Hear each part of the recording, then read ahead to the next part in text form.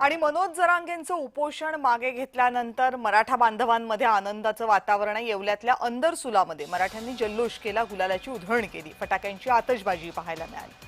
याचा आढावा घेतला आमचे येवल्याचे प्रतिनिधी नरेंद्र पटाव यांनी।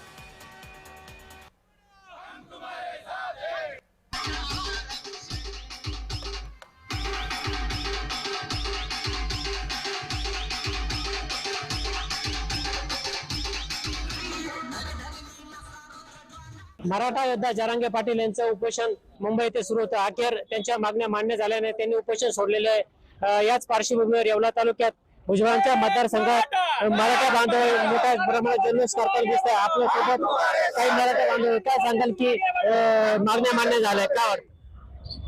आमचे योद्धा मनोज दादा यांनी जे गेल्या काही वर्षापासून लढा जो चालू केलेला आरक्षणा संदर्भात तो आज शासनाने मंजूर केला, तो मान्य केलेला आहे।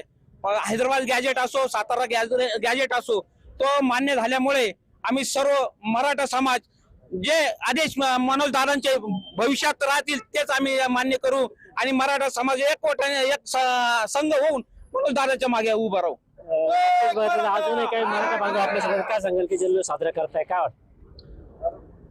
मनोज दादांनी हा जो गरजवंत मराठ्यांचा लढा चालू केला होता त्याला निश्चितच या ठिकाणी त्यांचं उपोषण सुटलेलं आहे आणि त्यांच्या लढ्याला मोठं यश मिळालेलं आहे। या येवले लासलगाव मतदारसंघात मी सर्व समाज बांधवांचे या ठिकाणी आभार मानतो की त्यांनी या लढ्याला पाठबळ दिलं, आज दिलं, असंच भविष्यात देखील मनोज दादांच्या पाठीमागं हा येवले लासलगाव मतदारसंघ मोठ्या ताकदीने या ठिकाणी उभा राहील। एकूणच बघितलं तर मनोज जरांगे पाटील यांच्या ज्या मराठा समाजाबद्दल ज्या मागण्या त्या मान्य होताच त्यांनी उपोषण सोडल्यानंतर येवल्यातील अंदरसुली येथे मराठा बांधवांनी मोठा जल्लोष साजरा केला। नरेंद्र पटाव, जे महाराष्ट्र न्यूज।